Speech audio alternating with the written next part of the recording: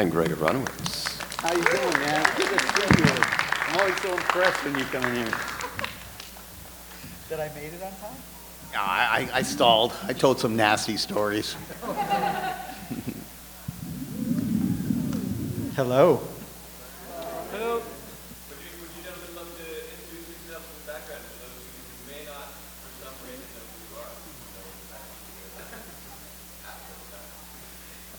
I'm Mark Richardson. I was the prop master on Power Rangers for the first 10 years. Thanks. But this man directed on the show. He was a director. I'm so impressed by that. I did, but only for one season. I don't have the 10 years. Still, you directed. Yeah, I know.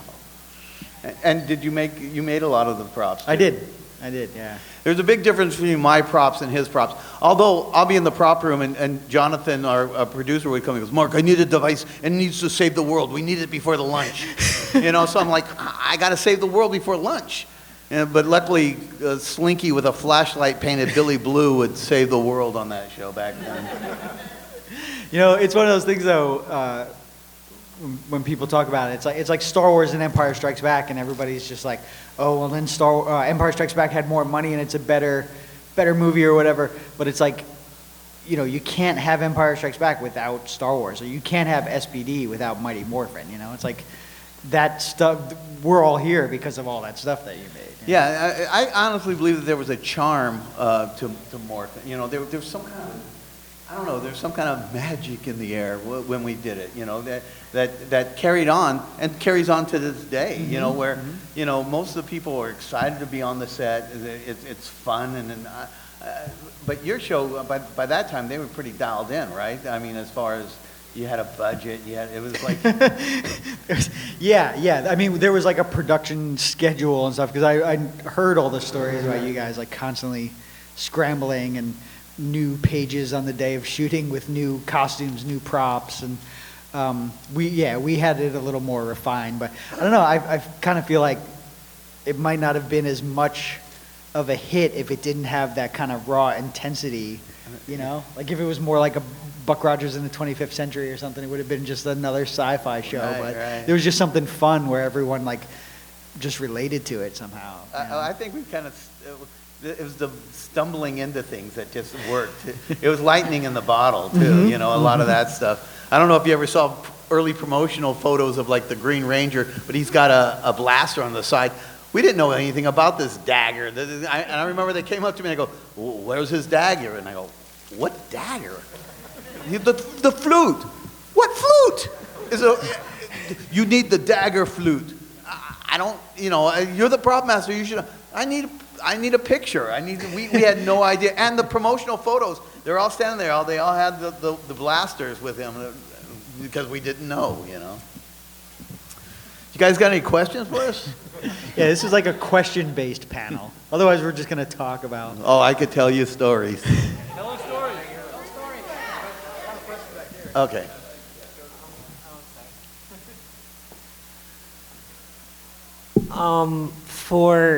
I know that there was a mirror used twice in the Wannabe Ranger and then the Octo Phantom.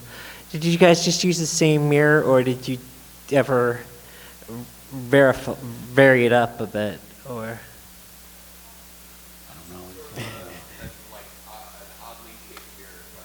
On what show is this?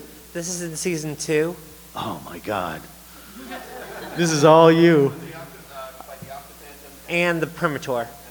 I guarantee we used it twice. I guarantee you right now, Haim Saban's got it in his bathroom. We use it over and over and over again. I'm serious. We would, whatever we had, we threw together, and if we could save a buck, we did. Right. Especially back then. Thank you. Thank you. Hi. I know, at least recently, it seems like for cosplay, people have been using EVA foam a lot more than, or at least it's caught on now. Is that like a type of material that has been used for ages and everyone's just discovering it now, or is it kind of like? Yeah, I mean, I think particularly in Power Rangers, right? Because especially all the stuff coming from Japan, because they had to fight with it and it had to be lightweight, and in like for feature film stuff and everything, you usually don't do it because it has kind of a cartoony quality to it. So, like an Iron Man suit would be either all rigid fiberglass, or then it would be molded and then made in foams, but not constructed in foam. I actually did see at a convention one time a guy made a full Iron Man, like using EVA foam, and I don't know what he sealed it with. He said it was like a combination of like wood glue and resin or something, like, but it looked perfect, like, so. Was that I Rainbow just- that designed ours? Yeah, Rainbow. Yeah, they kind of like perfected that whole Yeah. carving foam and making And it it- look like metal. What was good about it was our own style. It was Power Rangers style. So I think if you would have just saw it out of the blue, like a hero kind of superhero movie, it probably would have looked ridiculous. But we've established how that looks, and so it was okay. I think I loved it. I thought it was looking really good. Yeah, especially for people that do it really, really well and do the vinyl coverings and everything. They can make it look like anything.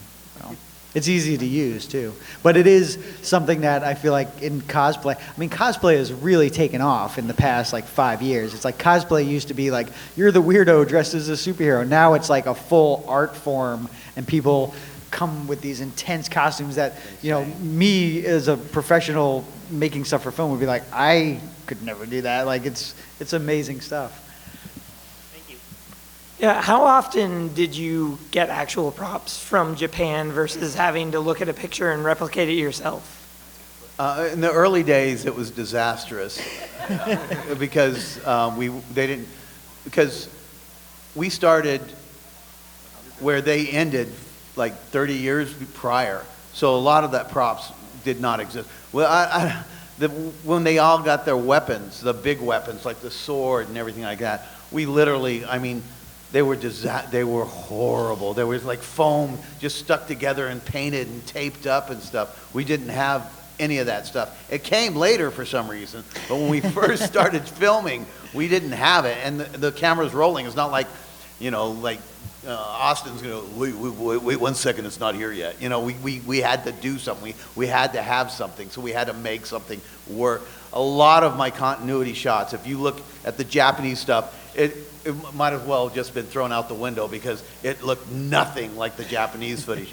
But, when you're a 6-year-old kid, you don't care. You have your mind, just lets it, accepts it and stuff. Thank God. Because, because I would get stuff that needed to play 2 days later, and I'm, at Toys R Us taking 2 G.I. Joe tanks and putting them together, and, parents are pulling their children away from me because I'm trying to look at the picture and stick things in. You're like, if I spray this gold, will it pass?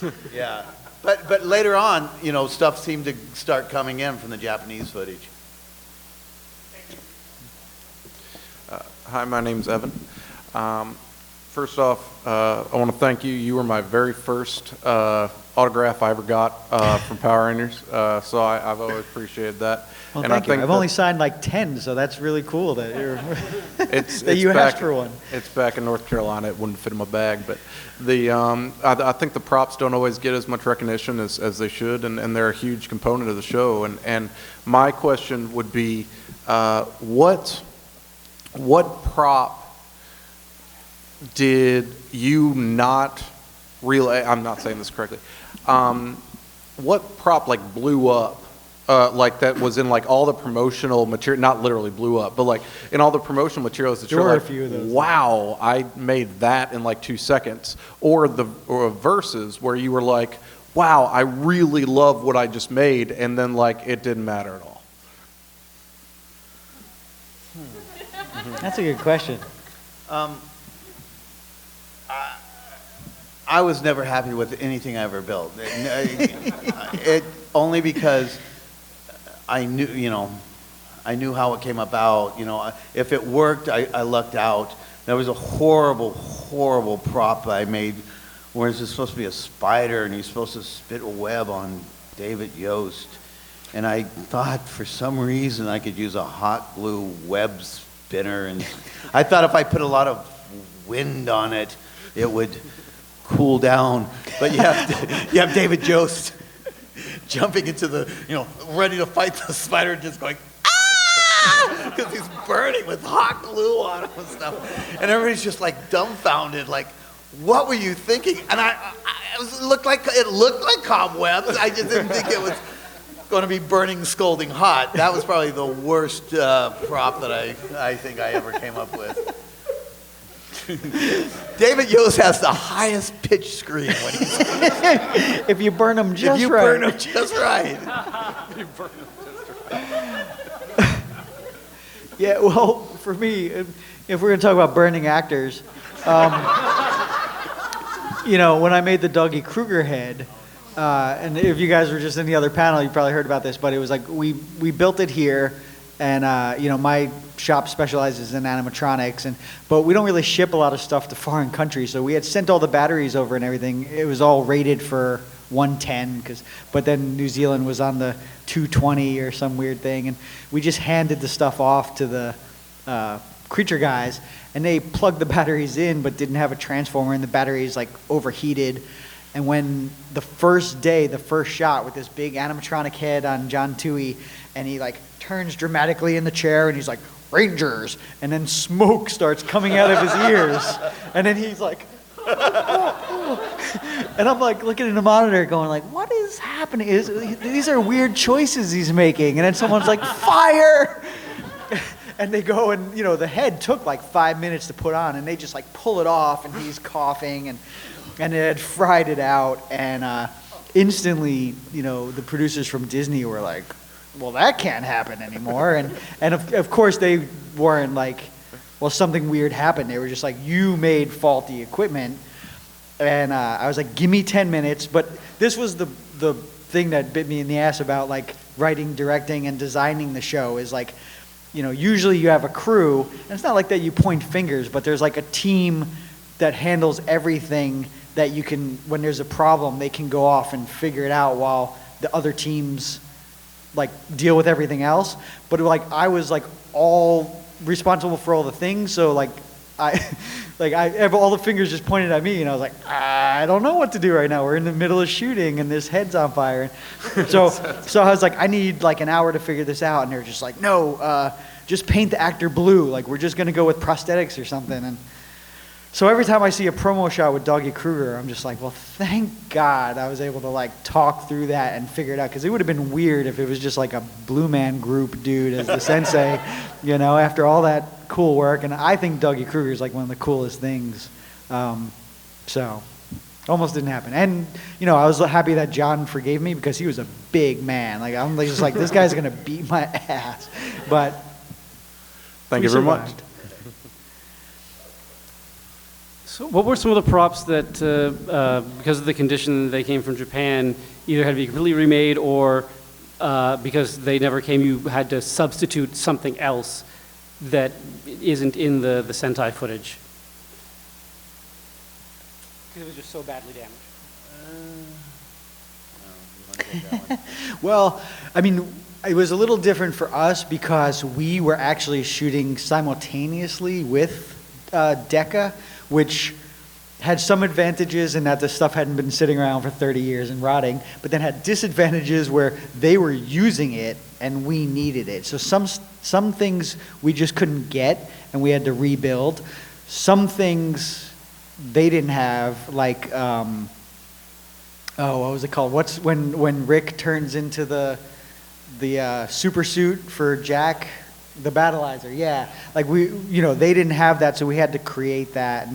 But for the most part, everything came intact. Like those creature suits, they would show up not necessarily damaged, but like stinky, like. Because you have to imagine that some dude was sweating inside these things for like 10 days or 30 days, and then they put him in a box and ship him in a boat overseas, and then you open them up and you're like, wow, I feel bad for the guy that's got to put this on. So we had a whole department that was mostly like for breezers.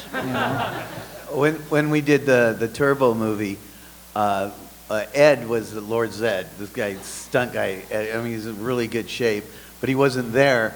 And for some reason, everyone turned and goes, Mark, you want to be Lord Zed? I'm like, oh, cool, I'll be Lord Zed. So I get in this suit, and it's one big suit, and it was like being wrapped in like somebody's sock, giant sock, and it was really tight. And I realized I'm scared to death because I was like being wrapped in a carpet, you know, and I can't move, and I'm claustrophobic. But Lord, Ed fights in this suit. All I had to do was lay there next to Rita and snore and rock back and forth.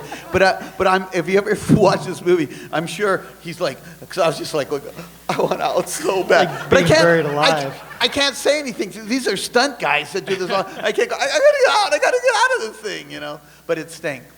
Ed stinks. Yeah. No, if you guys, you know, if you're true fans and you love the show, if you see a stunt guy either here at the convention or anywhere in the world, if you just ever run into someone and they're like, oh, I'm a Power Ranger stunt guy, just give them a big hug. Like, they are the real heroes. Like, there is no job that's more hellacious than getting into like a 200-pound latex, wet, stinky suit and then Amazing. trying to do like high kicks. Yeah, and flying up in the air. Out Except in for the that desert. Jason Yarble, whoever that guy is, that says he's one of the characters and stunt guy, but he didn't show up today. Well, I was going after that guy. You guys know what I'm talking about? He says he's a stunt guy, and I knew him because he did a layout board on a show. And I go to craft service, and he has pictures of him as the Red Ranger, and this is on Dear White People. He's got his picture on it saying he's a stunt guy. I don't know what that. I'm sorry. I'm off on a tangent. The guy didn't show up today though because he knew I was going after him. But yeah, the Koichi and Danny Wayne and all those guys. Just Danny tell, Wayne's a man. Yeah. Well, and sometimes the woman. He was a Pink Ranger sometimes. Yeah. It's like, they put everything into it. So if you see him, just tell him you love him because... Also, do you guys know that the Pink Ranger, the original Pink Ranger was, what's her name? Ewan. But she was Buffy, the Vampire Slayer's model the double, too. yeah. And so it's funny because you'd be watching Buffy and all of a sudden she's doing these Kimberly kicks and stuff like that. It's always going on. Well, that whole stunt team moved over to Buffy. Yeah, they all went to Buffy. A little helpful tidbit. What's up? I was just wanting to know, as professionals in this type of an industry, what are your thoughts on the rise of 3D printing in terms of, like, would you use it in a production?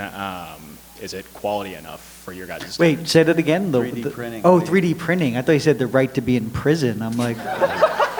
Well, we do have a ranger right now in prison. Oh, too soon.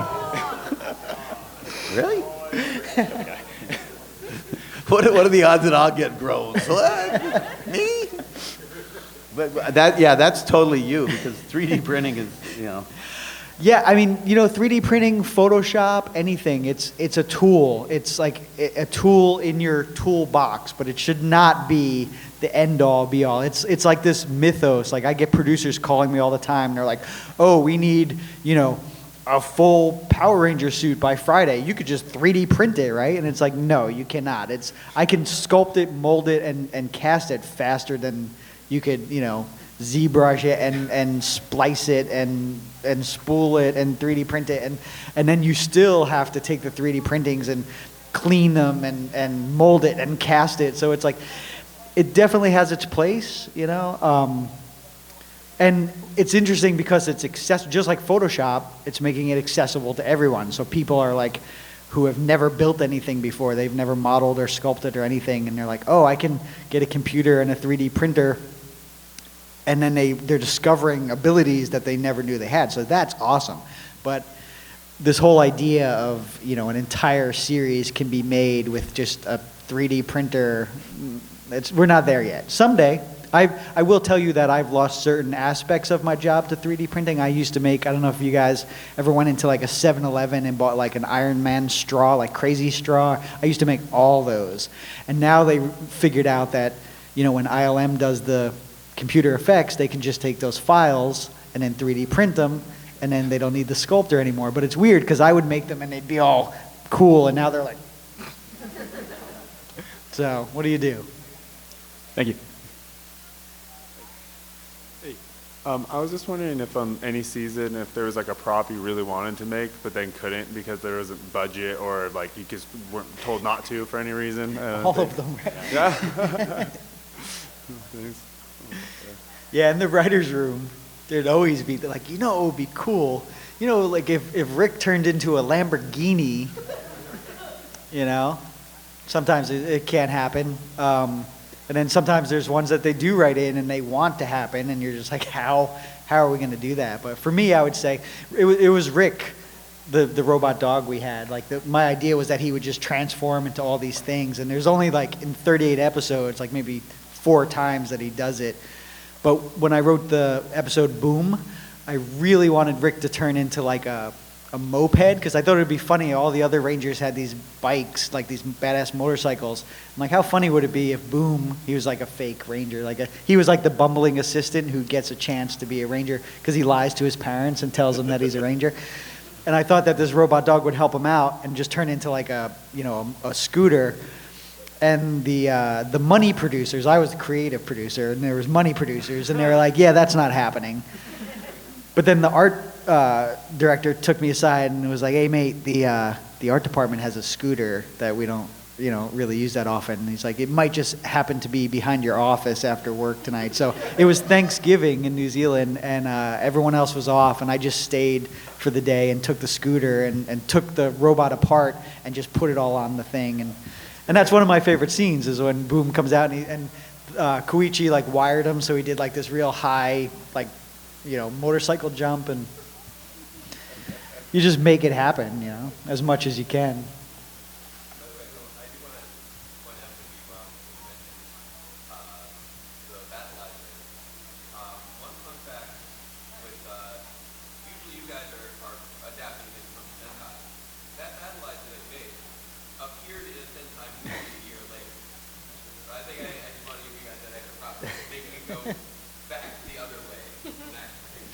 Yeah, that was a season where they were actually really happy.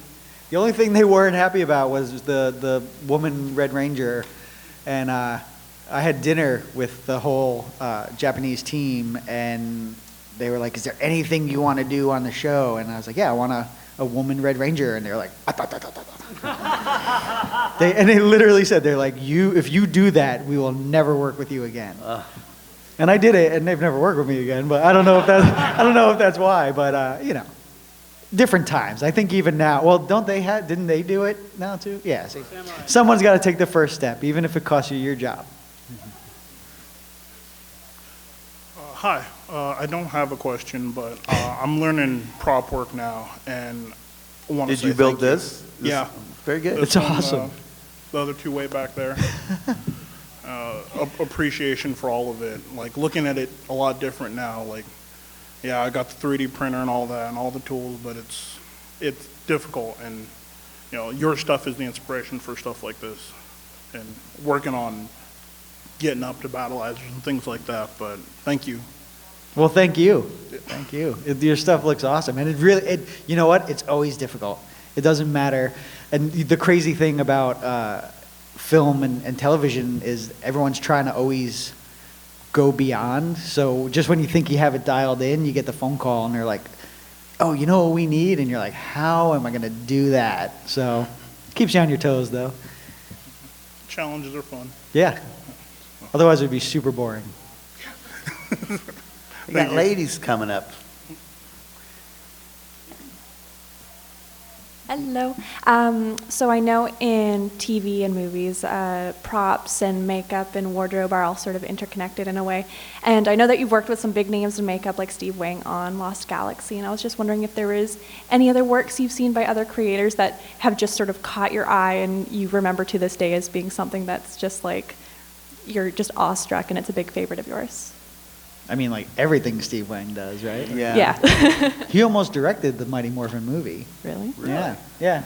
Did you see his episode where, obviously you were talking about and stuff. The Trachina, Yeah. the end of the... You know what, the first thing I ever did with Steve Wang? Hell Comes to Frogtown. Rodney Piper. Yep. Yeah, I did the weapons on that with Steve. Wow. And I did Hell Comes to Frogtown 2 with Lou Ferrigno. I remember Lou Ferrigno goes, I'm going to be green again. Yeah. He turned into a frog. That's a classic. Wait, can I run off on a tangent and tell a Lou Ferrigno story? Okay. So we're sitting in the hallway doing Hell Comes Frogtown 2, and he was saying that, and once again a little bit, I won't go bad, that when he was the Hulk, all the women wanted to be with him. He would go to a disco, and literally he would have women come up and go, meet me at 7 o'clock, meet me at 8, like that. And I told him, would have been great if he took a lady home, and when she fell asleep, called Bill Bixby up. And so when she woke up, she would have woke up with Bill Bixby. And the guy across from me is saying everything I'm saying, and when he goes, and you should have called Bill Bixby, and Lou's like, oh my God, that's so funny. And he's like, patting him on the back. I'm like, what's going on? And after he leaves, my friend goes, he's deaf. He didn't hear a word you said. So he thinks my friend came up with that story. So every time he saw him on the set, he was like, I want Lou to be pointing at me and stuff. Okay, Lou Frignell story. Sorry, total different tangent. But I would say, to further your question, I would say Shauna Trippick.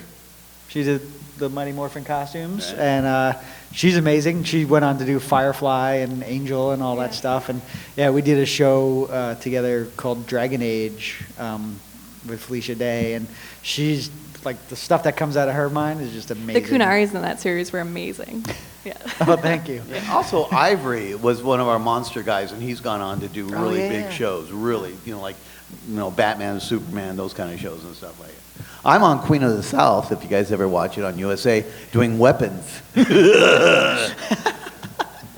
Awesome, thank you.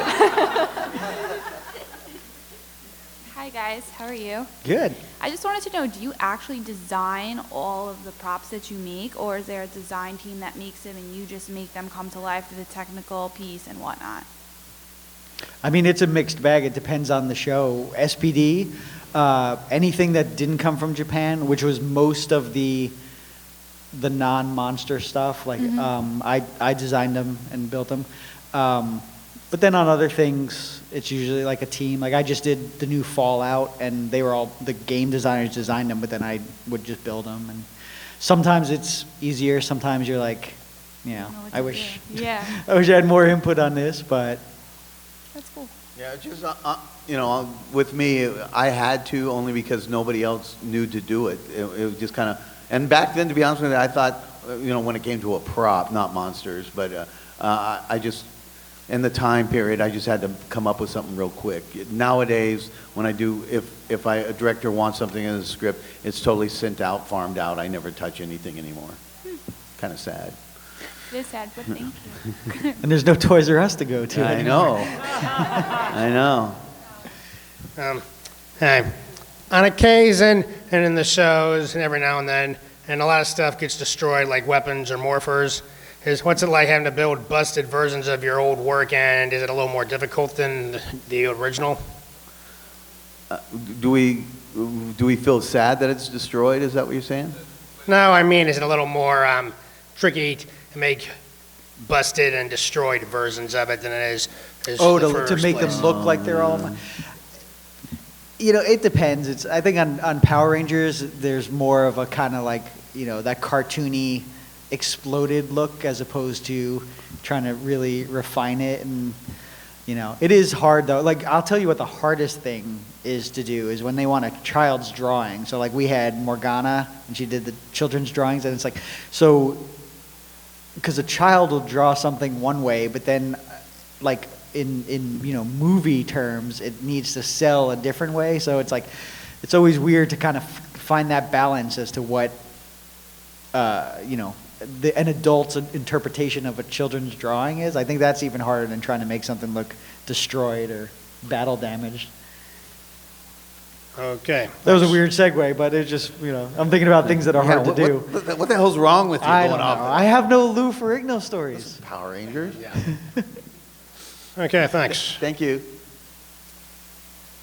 What are your thoughts looking at the super expensive, high detail die-cast, like legacy items that they're churning out that are based on stuff that you probably had no budget and no time to make? I'm amazed when I see, toys that I threw together and there's, actually lights up and spins around, communicators. The first thought I think is, where's my check?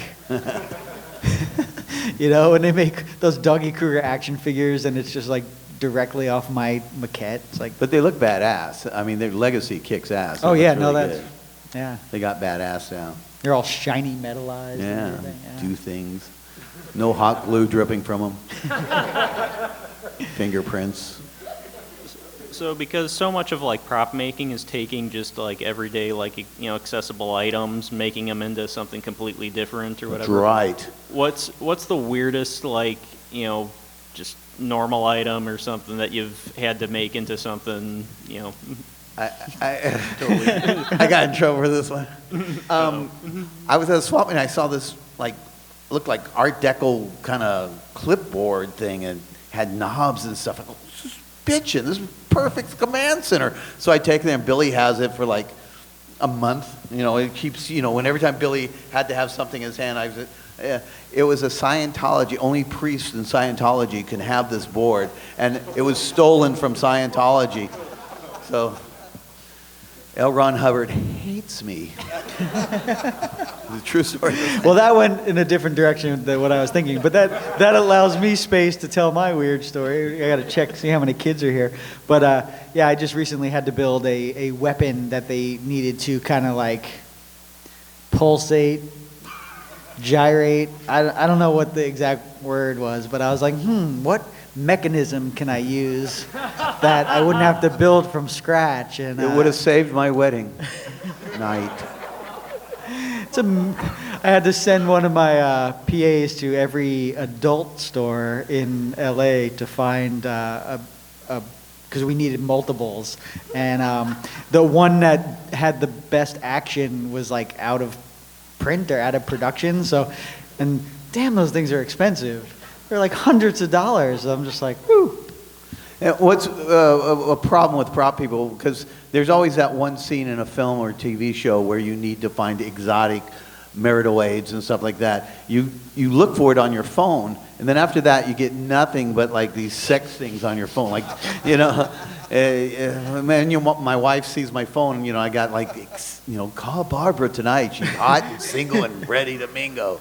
And my art director shares like an Amazon Prime account with her dad, and sometimes she'll just forget, and we'll be like looking for weird things that we have to turn into props, and her dad will call and be like, "What are you doing?"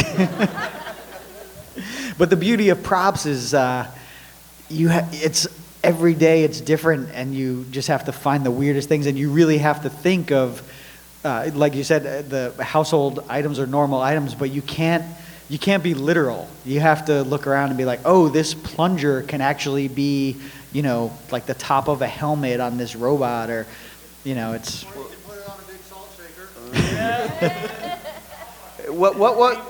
What Power Ranger season was it that we used all the Starship Trooper costumes? Last guy. Yeah, do you guys remember the rifles? Yeah. I literally got that at a 99-cent store. It was a water jug, and I stuck a super soaker into it, making them old. And everybody's running around with these water jugs shooting aliens. But sometimes that backfires because people think that. So I made a movie for the Sci-Fi Channel, and it was like low budget, but I wrote, directed, designed it, built all the props, like I busted my ass on it. And then like the reviews came in, and first of all, they aired it on Sci-Fi Channel. So it was like they show like 5 minutes of movie and then 22 minutes of like L. Ron Hubbard commercials. So it was like unbearable to watch. But the reviews were like, whoever these people are that have dentists as friends that give them money to make movies, they have to stop like spray painting super soakers and making sci-fi. And I was like, I designed and built every one of those weapons like they were nothing like anyone's ever seen before, but the perception is that it's all just like spray painted super soakers. It hurt. It broke my heart. That's me, though. I mean, everything I ever built was super soakers. Some of that stuff, I mean, just every giant weapon was like 6 different super soakers just stuck together and hot glued with my fingerprints on them. Did they ever end up getting like a license, like a production? No, but they should have. They should have. That would have been huge. Could you imagine, like Mighty Morphin Super Soakers? Yeah. And it would have saved my wedding night. What's the most expensive prop you guys did for Power Rangers? Yeah, I literally shopped at Toys R Us and swap meets and garage sales when I saved them thousands of dollars because. What's the ceiling? There wasn't a ceiling. In all honesty, we had no budget. There was, I mean, I'm sure they did, by that time they had budgets, but back then I had no money to spend, you know. I would be like hitting people up on the crew, extras. Hey, got a couple bucks for me? I got to go buy Billy's device right now. What's that? Free. You find stuff on the street and spray paint it. But I mean, I think for me though, that's an easy one. I would say, like, if we don't consider Kruger a prop because he's like a creature effect or whatever, but it would be Rick. Because even though they had a version of Rick as Murphy in Japan, he was the EVA foam, and then CG, and I hated the EVA foam one because it was just like squishy and stuff. I was like, I'm gonna make this like a real robot, and so I just rebuilt it, and they gave me some money, and then I just put the rest of my own money into it. But wow. And then they kept it somewhere. I was hoping it would show up here because I took a lot of stuff. Like that's why every show I like bring, because I was like, I paid for this, I made this, and they were like, yeah, whatever. But they wouldn't let me take the animatronic Doggy Kruger, and they wouldn't let me take Rick, and they because they thought he might be coming back for another season. And then when they gave up the show completely, I called and said, hey, can I have those? And they're like, no, there's going to be like a museum. What? Yeah, I know, but then there was no museum. So it's either like in someone's garage or in a dumpster somewhere, or maybe Hasbro has it, and I don't know. Maybe it ended up like Alpha. Where is he? I sold it last year. Oh, oh, that's right. What's the most elaborate thing that you've made for the least amount of money? I remember I built this, it was supposed to be like some laser radar thing, and literally just went in the back room, and they were filming Jag next door.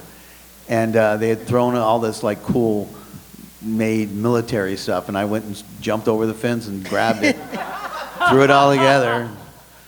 And the whole thing was built, and I think I put a couple water bottles into it, spray painted silver, and dry brushed it. Nobody knew the wiser. But I did see the security guard from Jag walking around going, where the hell? I'm like staring at him. I mean, for me, it would have been, there was those wormhole episodes or whatever. I hated those episodes. After the Woman Red Ranger, my second biggest fight was the crossover episodes, because I wanted to do them as the Dino Thunder were clones, and they were like, kids won't understand clones, it has to be time travel. I'm like, they understand time space, the continuum, but they don't understand cloning. And then of course Clone Wars came out and was a huge thing, and I was just, and then they were like, well, if they go back in time, then how do they not remember? And you're like, oh, their minds get erased. And I'm just like, oh my God, this is so cliche. And I was like, all right, well, if we have to do that, I'm at least going to make like a super cool prop that, erases their mind. So we had like the SPD mind eraser. And it was like a very elaborate, complex, like it had multiple motions and everything. And there was no money for it. So built it myself, spent all my free nights on it, and it's in the show for like 8 frames or something, but at least now you know why their minds were erased and it was acceptable. Cool prop. Did you guys know about the Rick 3.0 and the Boom Studios comics? No, I know nothing about them except that I really want to write one. Well, it's basically a Zord. That's cool. Yeah. I hear they're awesome. I wish, I gotta go, I guess, buy some. You'd think They they'd send us some. I mean, there is a bit of iffy stuff. Like, it's very fanficky, but it's very good too. But isn't all Power Rangers very fanficky? Like when we work on it, we're just like, this is cool. Yeah. It's just like, I don't know, My funnest thing is when we were on location, when we were doing Power Rangers, is I'd have my walkie and I go, and we always have children, a little bit younger than this guy, so I'll do that, because everybody knew it. The big secret was the initials MMPR. No one would know what this is. And people would bring their children to wherever we were, but I'd walk around with my walkie going, the Zords are going to have to park right here. They're going to have to fly in. And you have all these kids going, looking for these Zords to come in. That was humorous for me. In seasons 1, 2, and 3, I don't know if you will remember, but I will. As you were stating earlier, you guys would get some of the stuff that was from Japan and some of the stuff that wasn't. As far as the helmets, how would the stunt people kind of adapt to wearing them for so long and stuff like that? They had no problem whatsoever. They'll light themselves on fire. They'll jump in the water, whatever. They're amazing. The stunt team on Power Rangers have always been phenomenal, and they take it. And I've seen them just get bounced off the wall. The things will go awry, and they jump right up or laugh it off. Except rubber snakes. We're shooting like this Western deal, and I thought it'd be funny to take a rubber snake and put it on monofilament and put it on my leg. And I stuck the rubber snake in the bush, and I'm looking in the bush, and like all these Japanese stunt guys come walk. What are you looking at? There's something in there.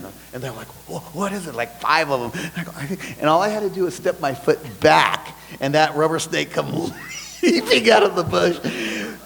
These stunt guys are like cats, literally flying up. Ah! And the script supervisor was there, and she screamed like bloody hell. Like, ah! Everybody's screaming, and we're running down the dirt road, and the script supervisor turns around, and the rubber snake's keeping up with us. And she just went, ah! All right. I wish there was footage of that. Are there any props that you just spray painted a different color and they were allegedly a completely different thing? Sure, why not? I mean, sometimes that happens. If it works, it works. Or if you don't get in trouble, it works. No one says anything, it works. Unfortunately, I was always called to the principal's office for things. Want to hear the worst thing I did? Yes. This is horrifying. You're going to love this one, Saban. My friend is doing these girly trading cards, and he's got all these women, and he lost his location. He calls me up in a panic saying that he's going to lose all the money. He has no place to shoot it, and I go, well, I do have the keys to the set. I go, is it nudes? He goes, no, it's not nudes. It's just girls. I go, okay, well, we got to do it really low key, okay? Bring us like 15 girls. And it was nudes. I had 15 nude women in the command center. And I go, oh my God, we got to keep this low key. We got to keep it dark. They can't know it's the command center. It's the command center, folks. And I look, I go, hey, where's that girl with the poodle? And she took her dog for a walk. Where? Outside. So I go outside, and she's walking topless with her dog. And once again, JAG has on lunch break or something, because it's all lined up with all these people staring at this nude woman with her dog. So we shoot the thing, and for a month, I don't hear nothing. Absolutely nothing. And I get called into Jonathan's office, and Jonathan goes, Mark, sit down. He goes, I just need you to clear this up. I was told, and Mark, believe me, I know it can't be true, that you had 15 nude women in our command center. And I was like, yeah. Yeah, I did. Yeah. And he goes, if Haim finds out about this, you'll be fired. And I'm all like, I'm not fired yet. But he goes, when you're done with the cards, I'd like to see them. And I gave Jonathan the cards. But that's a true story. I actually did that. There's so many times I should have been fired. There's no reason why I was on that show as long as I was. I feel like there needs to be new T-shirts that have like, it should say like Mighty Morphin props, and on the back it says, I had 15 nude women in the command center. I did. Vampire's Lust, kids. If you get a chance, pick those cards up. They're wonderful. How are we doing on time here? More shooter and fire stories. I got one for you. I want to hear what I think I've told this before. One of my funniest Power Rangers story has nothing to do with me. We're on second unit at Lake Hughes, and we're waiting for John Contents to bring all of his monsters. And John was a little crazy guy, and he drove around a VW microbus. And what he'd do is he'd put these monsters in each seat of his microbus. So it looks like he's driving the monsters to work. And he was late, and he's speeding down the road, and we could see it's got like faded Alice in Wonderland pictures of like the caterpillar smoking the hookah. He's that kind of crazy guy. And we see him flying down, and we see a motorcycle cop chasing after him. And he pulls over, and he's still about a good block away. I gotta stand up for this one. So the motorcycle cop comes walking up, and you see him looking in the window, seeing all the monsters. And we're like, oh my God, he's gonna get a ticket. And all of a sudden, you see the motorcycle cop do this. John pulls over and gets out, and he's taking out all the monsters. And we're like, what just happened? He goes, oh, well, he got out of the car, and he walked off his bike, and he walked up to me, and he goes, you have a bunch of monsters in your back seat, don't you? And he said, you see them too?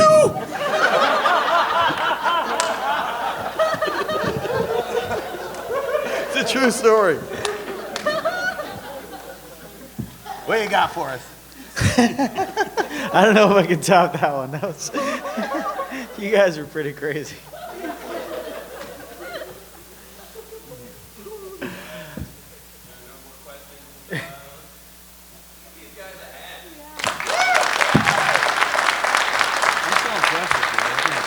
Oh, thank you. This is always my favorite panel. I love hanging out with you and talking about like how it started and the progression of it. And, how do you guys get your jobs? it's not who you know. In honesty, I wasn't going to take it because I was doing weapons for a low-budget company called PM, and Yuda, the production designer, was working with a friend. They go, oh, you got to hire Mark. He's the guy. And he kept calling me, but I was working late nights. And finally, Yuda goes, listen, if you want the job, come get it. If you don't, please tell me because I don't want to call you anymore. And that's it. I literally wandered into that show. And when I found out what it was about, I had no idea what it was about, but I'm looking at the footage, I was my head exploded. I'm a huge Godzilla fan. I was like, this show's going to be crazy big. And nobody believed me. Nobody thought, even the actors thought maybe the last, one season. I'm going, this show is going to blow up. And I was just blown away by how cool it was. And it did. But I'm telling you, nobody on that show thought this show was going to take off. Yeah, I don't think anyone, I remember I lived on Laurel Canyon, right by the 101 when that was happening. And then after that first season, they did like the live thing at Universal. You're right. And there were helicopters, like it was the biggest traffic jam in like LA history. It was insane. There was like 100,000 people trying to get to Universal Studios. I was like, what's going on? They're like, Power Rangers are up there. I was like, holy crap, that's intense. Well, it's wonderful. They had a tram we were at that time, the Gibson Amphitheater that they did the show. Originally it started at like a little theater, but so many, we sold out Universal like that. That they moved it to the Gibson Amphitheater, and they'd have a tram that would go through the back. And Jason Frank was dressed as the Green Ranger, and one of the stunt guys was dressed as a putty. And as the tram would go by, Jason Frank would stand there, and you'd hear the tram go, ah! All these kids go, yeah, yeah, yeah. And then he'd duck under a bush, and then a putty would show up, and they're like, boo! And then he'd jump up. And they were doing this whole tram thing, and every time the tram went by, they had this whole bit, and the kids were going crazy. And it was just spontaneous. They just made it up, but it was pretty fantastic. And I pelted them with power coins like I did this morning. I did. I was like, kids go crazy. Well, it was funny. Back then, I didn't know what they were, so people were throwing them back at me. And here we are today. Yeah. Thank you guys for that. What show are you on? I'm not directing. I'm still doing props, but I'm on Future Man. Anybody watching Future Man? Future Man! Yeah. Hell yeah. I'm on Future Man. I'm on The Boys for Amazon. Anybody know that? It's from the writer of Preacher. I did Preacher too. You did Preacher? Yeah, I love Preacher. And then we're on Station 19. We have like 6 different shows. Red 5 and I are like very tired. We're working like 18-hour days, but I still want to come hang out with you guys. So. Thanks. Come buy my power coins at my table.